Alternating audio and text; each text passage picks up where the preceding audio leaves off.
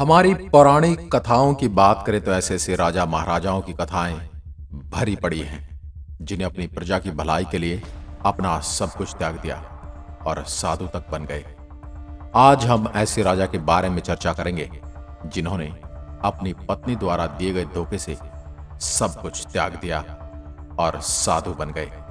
नमस्कार दोस्तों, मैं आपका दोस्त बजरंग प्रजापति। दोस्तों, पुराने समय की बात है।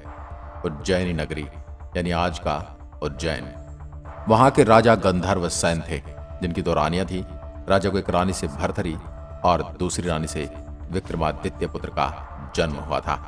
कुछ सालों बाद राजा गंधर्व सेन के ये दोनों पुत्र बड़े हुए। तब राजा गंधर्व सेन ने अपने बड़े बेटे भर्तरी को राज सिंहासन सौंप दिया। भर्तरी के राजा बनने के बाद प्रजा में और भी खुशहाली रहने लगी। भर्तरी राजा होने के साथ साथ धर्म और नीति के भी बहुत बड़े ज्ञाता थे। पौराणिक कथा के अनुसार राजा भर्तरी के भी 2 विवाह हुए थे। इसके बाद तीसरा विवाह राजा भर्तरी ने पिंगला नाम की सुंदर कन्या से किया था। पिंगला अति सुंदर थी, इस वजह से राजा भर्तरी उनसे बहुत प्रेम करते थे। भर्तरी पिंगला के प्रेम में इतने मोहित हो गए थे कि उनका ध्यान अब राजपाट से उठ गया था, जिससे वहां की प्रजा दुखी रहने लगी थी। उसी समय महल में गुरु गोरखनाथ पधारे। उनका वहां बहुत जोरदार आदर सम्मान किया गया। भर्तरी के आदर सत्कार से तपस्वी गुरु बड़े प्रसन्न हुए। प्रसन्न होकर गोरखनाथ ने राजा को एक फल दिया और कहा कि यह खाने से वह सदैव जवान रहेंगे। यह कहकर गुरु गोरखनाथ वहां से चले गए। भर्तरी ने उस फल को ध्यान से देखा और सोचने लगे कि मैं तो राजा हूं, सुंदर शरीर का क्या करूंगा। कुछ देर सोचने के बाद उनके मन में यह सवाल आया कि यह फल मैं रानी पिंगला को देता हूं। राजा ने फल पिंगला को दिया कि पिंगला यह फल खा लेगी तो वह सुंदर और सदैव जवान बनी रहेगी। लेकिन राजा इस बात से अनजान थे कि जिस रानी से वह सबसे अधिक प्रेम करते थे वह रानी पिंगला भर्तरी पर नहीं बल्कि उसके राज्य के कोतवाल पर मोहित थी। खैर, राजा ने वह फल रानी को दे दिया और वहां से चले गए। रानी ने सोचा कि यह फल यदि कोतवाल खाएगा तो वह लंबे समय तक उसकी इच्छाओं की पूर्ति कर सकेगा। तो रानी पिंगला ने वह दिव्य फल कोतवाल को दे दिया। लेकिन वह कोतवाल भी इस नगर की एक वेश्या से प्रेम करता था और उसने यह फल उसे अपनी प्रेमिका वेश्या को जाकर दे दिया। वेश्या को इस फल की खूबी पता चली तो सोचने लगी यदि वह जवान और सुंदर बनी रहेगी तो उसे यहाँ गंदा काम हमेशा करना पड़ेगा। इस फल की सबसे ज्यादा जरूरत हमारे राजा को है। राजा हमेशा जवान रहेगा तो लंबे समय तक प्रजा को सभी सुख सुविधाएं देता रहेगा। यह सोचकर उसने चमत्कारी फल राजा को दे दिया।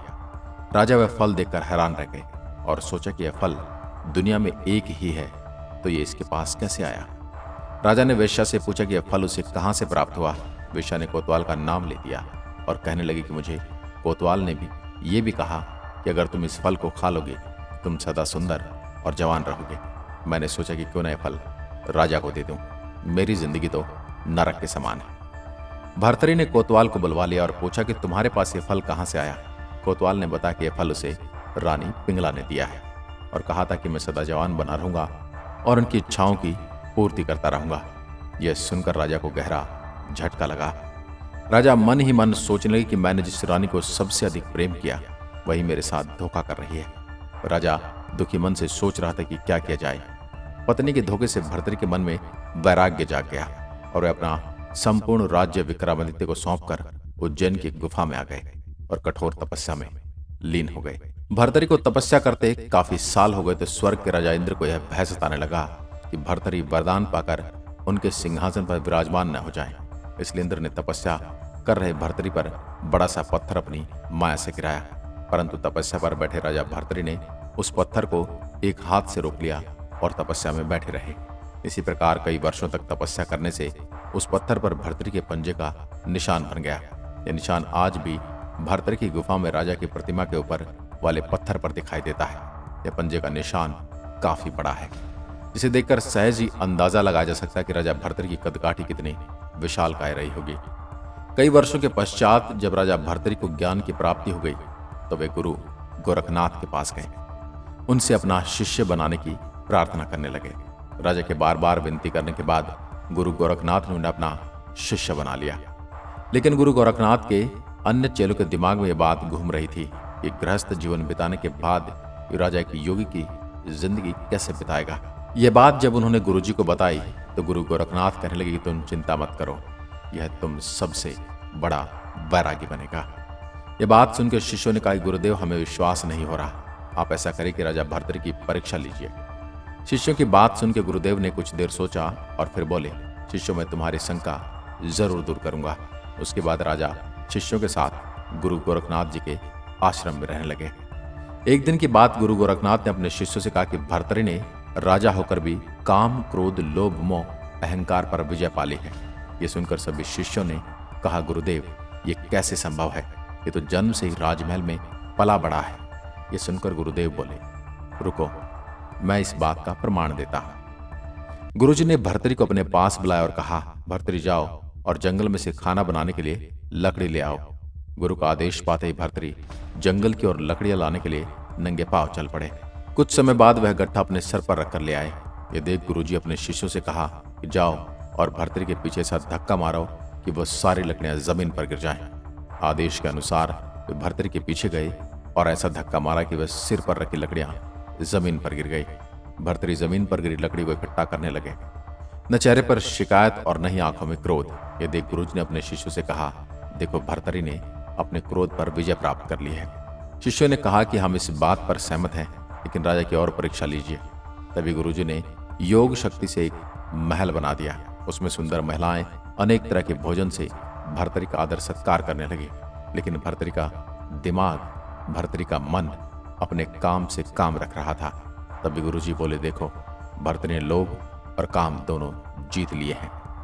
परंतु शिष्यों ने कहा, गुरुदेव एक परीक्षा और लीजिए। इतने में भर्तृ लकड़ियों के साथ आश्रम में आ गए। तब गोरखनाथ जी ने भर्तृ से कहा, वत्स बैरागी को पूर्ण रूप से प्राप्त करने के लिए तुम्हें मरुभूमि में 1 महीना नंगे पांव पैदल यात्रा करनी होगी। भर्तृ ने कहा, जो आज्ञा गुरुदेव, मैं ये काम आज से ही शुरू करता हूं। यह कर भर्तृ चलते हुए मरुभूमि में पहुंचे। उसमें वहां की जगह इतनी गर्म थी कि पैर रखो तो जल जाए। धीरे धीरे दिन बीतते चले गए। एक दिन गुरुजी अपने शिष्यों के साथ वहां आए। उन्होंने अपनी माया से वहां एक पेड़ उगा दिया। चलते चलते भर्तृ का पांव उस पेड़ की छाया में आ गया तो उन्हें वह छाया किसी अंगार से कम नहीं लगी। भर्तृ अपने पांव उस छाया से बचाकर फिर चल दिए।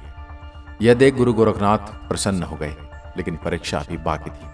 गुरुजी ने अपना वेश बदलकर भर्तृ के सामने गए और बोले कि आप इस जलती रेत में चल रहे हो, क्यों ना इस पेड़ के नीचे कुछ देर आराम कर लिया जाए। भर्तृ ने कहा, नहीं, मैं अपने गुरु आज्ञा की अवहेलना नहीं कर सकता। फिर भर्तृ आगे बढ़ गए। इसके बाद गुरुजी ने माया से रास्ते में कटीली झाड़ियां पैदा कर दी, जिसकी वजह से भर्तृ के वस्त्र फट गए। गुरुजी ने माया से और तापमान बढ़ा दिया, लेकिन एक सच्चे शिष्य का संदेश देते हुए भर्तृ ने आह तक नहीं करी। कुछ देर बाद भर्तृ के सामने गुरु गोरखनाथ जी प्रकट हुए। भर्तृ ने अपने गुरु को प्रणाम किया। भर्तृ को गले लगाते हुए गुरुजी बोले, वत्स मैं तुमसे अति प्रसन्न हूं और मैं तुम्हें वर देना चाहता हूं कि जो चाहो मांग लो। भर्तृ ने कहा, गुरुजी आप प्रसन्न हैं तो मुझे कुछ नहीं चाहिए। मेरी तपस्या, युग पुण्य सब सफल हो गए। तो दोस्तों, ये थी एक राजा के योगी बनने की कहानी। आज की वीडियो में बस इतना ही। अगर वीडियो पसंद आई हो तो लाइक कीजिए और ऐसी वीडियो देखने के लिए हमारे चैनल को अभी सब्सक्राइब कीजिए और बेल आइकन जरूर दबाएं ताकि आने वाली हर वीडियो का नोटिफिकेशन आप तक पहुंचता रहे। धन्यवाद।